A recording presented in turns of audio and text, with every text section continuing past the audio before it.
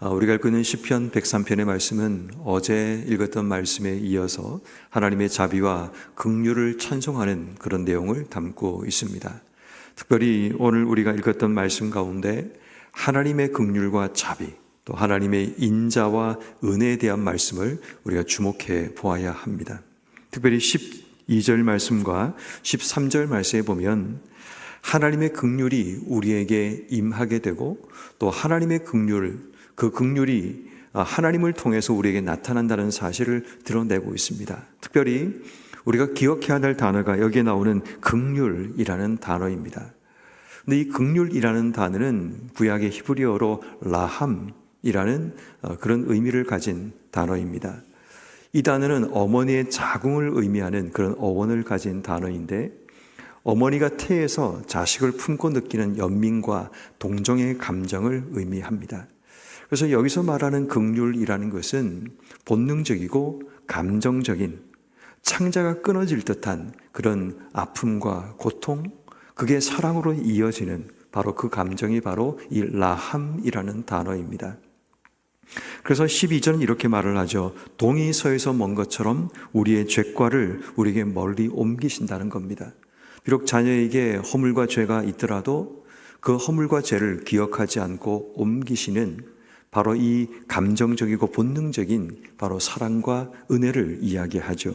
그리고 13절에 보면 아버지가 자식을 긍휼히 여김같이 여호와께서 자기를 경외하는 자를 이와 같이 긍휼히 여기신다라고 말씀합니다. 다시 말해 부모의 사랑과 같은 동정과 연민의 사랑, 그럼에도 불구하고의 사랑이 나타나고 있음을 얘기하죠. 그 아래에 보면 14절부터 16절 말씀에 보면 우리의 체질과 존재를 말씀하기를, 14절은 보면 단지 먼지 뿌림을 기억하신다. 아무것도 아닌 연약하고 아무 능력이 없는 그런 존재임을 의미하죠. 15절에 보면 인생이 그날이 풀과 같고 그 영화가 들의 꽃과 같이 정말 아무것도 아닌 존재임을 이야기하죠. 16절에 보면 바람이 지나가면 없어지나니 있던 자리도 다시 알지 못하는, 그러니까 다시 말해 우리라는 존재는 그렇게 사소하고 연약하고 보잘것없는 존재임에도 불구하고 그 하나님의 긍휼은 본능적이고 감정적으로 우리의 삶 속에 임한다는 겁니다. 우리가 어떤 모습이든 상관없이, 우리가 어떤 존재이든 그 상관없이 마치 어머니가 자신이 품었던 그 태 안에 있는 그 아이를 사랑하듯이 우리를 향한 조건 없는 사랑을 베푸시는 바로 이것이 하나님의 사랑이라는 것을 우리에게 말씀하고 있는 겁니다. 자, 그런데 재미있는 것은 17절 말씀에 보면 또 한 번 그와 같은 단어가 쓰여집니다. 여호와의 인자하심은 자기를 경외하는 자에게 영원부터 영원까지 이른다라고 말씀하는데, 여기서 쓰여진 인자라는 단어는 우리가 구약 성경에서 잘 알고 있는 헤세드라는 단어입니다. 이 헤세드도 긍휼, 인자, 사랑, 은혜 이런 뜻을 가진 단어인데, 이 라함이라는 단어와는 아주 유사한 단어이기도 하죠. 그런데 이 라함과 헤세드의 차이점은, 헤세드는 하나님의 언약에 기반한 사랑을 의미합니다. 하나님과 우리가 맺었던 그 언약에 근거하여 우리를 향해 하나님이 인자와 사랑, 긍휼과 자비를 베푸시는 그 사랑을 의미합니다. 그래서 18절 말씀은 이렇게 말을 하죠. 곧 그의 언약을 지키고 그의 법도를 기억하며 행하는 자에게 이와 같은 하나님의 인자가 우리에게 임하신다라는 것을 설명하는 겁니다. 자, 그래서 우리는 하나님의 사랑이라는 것이 우리에게 임하는데, 이 사랑이 어떻게 우리에게 임하는가를 제대로 알면 그 사랑의 깊이와 그 너비와 또 그 사랑의 그 얼마나 충만한가를 우리가 깨닫게 되는 거죠. 부모로서의 우리를 향하신 감정적이고 또 우리의 본능적인 그 사랑과 또 하나님과 우리 사이에 맺었던 그 언약에 근거하여 절대로 하나님이 그 언약을 깨트리지 않으시는 바로 그런 하나님의 속성이 드러나는 거죠. 그래서 이 하나님의 헤세드 같은 경우는 절대로 변함없는, 계속 지속되는 그 사랑을 우리에게 보여주고 있다는 것을 보게 됩니다.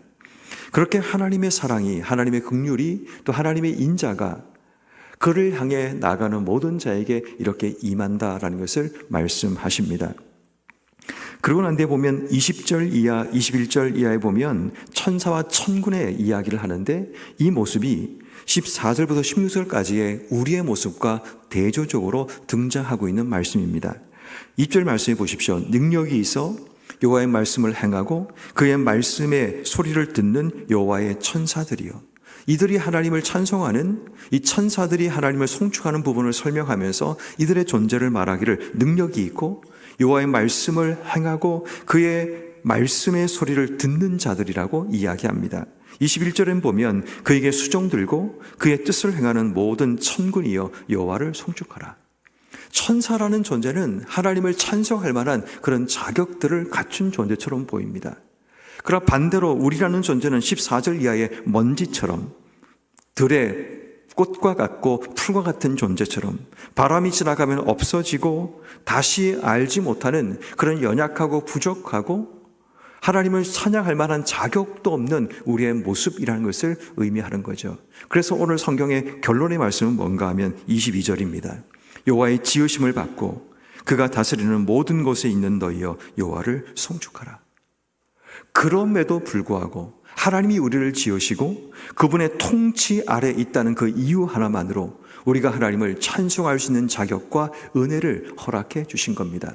여기서 송축하다라는 이 단어는 하나님께서 우리에게 은혜를 줄 때도 쓰여지는 단어이고 우리가 하나님께 나갈 때도 쓰여지는 단어입니다. 이 송축하다는 이 단어의 어원을 보면 무릎을 꿇다라는 의미를 가집니다. 우리가 하나님 앞에 무릎을 꿇고 왕 앞에 무릎을 꿇는 그 모습으로 하나님께 나가는 것. 그래서 우리는 철저하게 낮추고 하나님을 높이는 이 단어가 송축이라는 단어이고 하나님께서 우리를 향해 쓰실 때는 하나님이 우리를 향해 복을 비신다라는 그런 의미로 쓰여지는 단어입니다.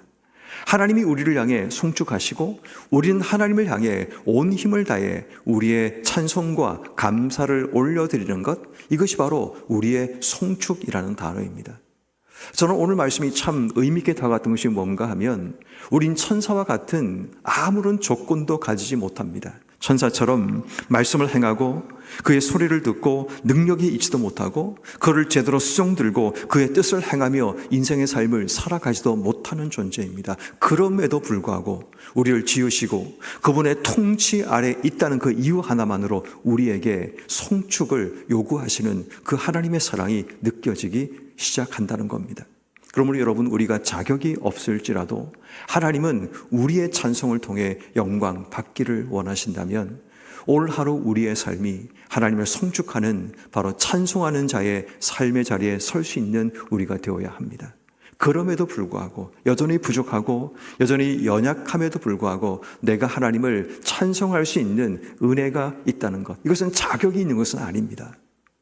어쩌면 찬송할 수 있는 자격은 천군과 천사들이 하나님을 찬송할 만한 자격이 있는 자들이죠.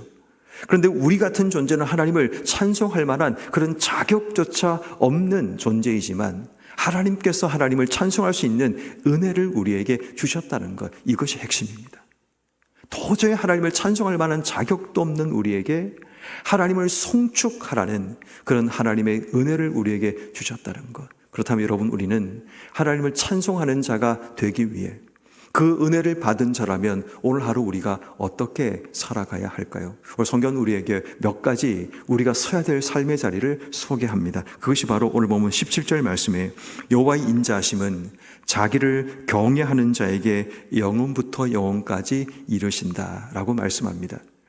다시 말해 오늘 하루 우리가 하나님을 송축하고 찬송하기 위해 우리가 서야 될 삶의 자리가 여호와를 경외하는 자, 여호와를 경외하는 자리에 서야 합니다. 이것은 한 번 더 기록되어 있죠. 13절 말씀에 아버지가 자식을 긍휼히 여김같이 여호와께서는 자기를 경외하는 자를 긍휼히 여기신다. 하나님을 송축하는 자가 되기 위해 우리가 서야 될 자는 여호와를 경외하는 자의 자리에 서는 겁니다.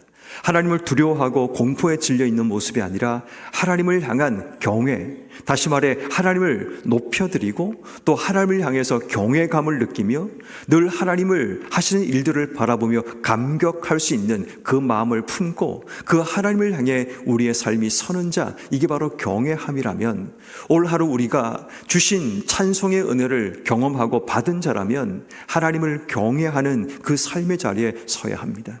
다시 말해 오늘도 내 삶에 일어나는 그 일들 하나하나를 바라보며 놀람과 감격, 감사와 은혜로 받아들이는 그 삶이 필요하죠. 이게 바로 경외함입니다.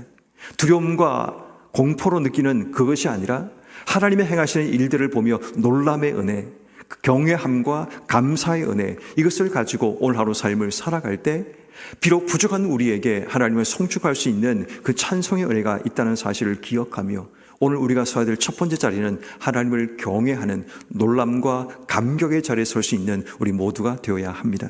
두 번째는 오늘 성경 말씀에 보면 하나님께서 우리에게 18절 말씀처럼 언약을 지키고 그의 법도를 기억하며 행하는 자에게 하나님의 인자가 주어진다면 오늘 우리는 하나님의 언약을 기억하고 그것을 행하는 자가 되기 위해서 기도해야 됩니다. 다시 말해 이 말은 하나님 말씀을 기억하고 그 말씀을 따라 올 하루 우리의 삶의 자리에 서는 겁니다. 말씀을 따라 우리의 삶의 자리에 설 때 우리 입술에 찬송과 하나님을 향한 송축이 시작된다면 하나님의 언약과 말씀 절대로 잊지 말고 비록 내 삶에 무너지는 삶의 상황이 찾아올지라도 그것 때문에 흔들리지 말고 철저하게 하나님 말씀 기억하고 하나님의 언약을 기억하며 오늘도 내 삶 속에 말씀대로 살아가는 그 결단이 있는 바로 그곳에서 우리의 찬송은 시작됩니다. 그것이 바로 내 삶 속에 내가 원하는 뜻이 이루어지지 않더라도 내 삶에 무너지는 좌절과 절망의 자리에 서 있을지라도 그 어둠의 자리에서 우리 입술은 하나님을 찬송할 수 있다는 것, 이것이 우리에게 은혜라는 겁니다. 일반적인 상황이라면 내 상황이 찬송하지 못하게 만들면 찬송할 수 없는 겁니다. 그런데 그럼에도 불구하고 하나님의 은혜가 그런 우리에게 찬송할 수 있는 입술을 허락하신 것, 그것이 바로 하나님 말씀을 기억하며 그 말씀을 행하는 삶의 자리에서 우리가 하나님을 찬송할 수 있는 바로 그 은혜가 시작되기 때문입니다. 그러므로 오늘 하루 어떤 삶의 자리에 있더라도 하나님의 언약을 기억하고 말씀을 기억하여 하나님을 찬송하고 또 그 말씀대로 살아가는 우리가 되어야 하는 겁니다. 그리고 마지막 세 번째는 오늘 보면 22절 말씀에 보면 여호와의 지으심을 받고 그가 다스리시는 모든 곳에 있는 너희여 라는 말씀을 통해 하나님의 다스림 속에 서 있는 우리가 하나님을 찬송할 수 있습니다. 오늘 보면 19절 말씀에 보면 여호와께서 그의 보좌를 하늘에 세우시고 그의 왕권으로 만유를 다스리신다. 하나님은 왕권으로 세상을 다스리시는 분이신데 그 다스림 속에 우리가 있을 때 우리는 하나님의 찬송을 시작할 수 있는 자가 될 수 있는 겁니다. 결국 오늘 말씀은 이렇게 정될 수 있죠. 하나님께서 우리에게 인자와 긍휼을 베푸시고 하나님의 다스림 속에 우리의 삶을 살아가지만 우리는 천사와 같이 하나님을 찬송할 만한 자격이 전혀 없는 연약한 존재들이죠. 아니 찬송할 수 있는 자격조차도 우리에게 없다라는 겁니다. 그런데 하나님께서 우리에게 천사는 충분한 자격이 있어 하나님을 찬송할 수 있지만 자격 없는 우리에게 여호와를 송축하기를 요구하신다면 그 하나님의 송축의 은혜를 경험하는 우리의 삶이 되기 위해 우리는 오늘 하루 어떻게 살아야 되는가?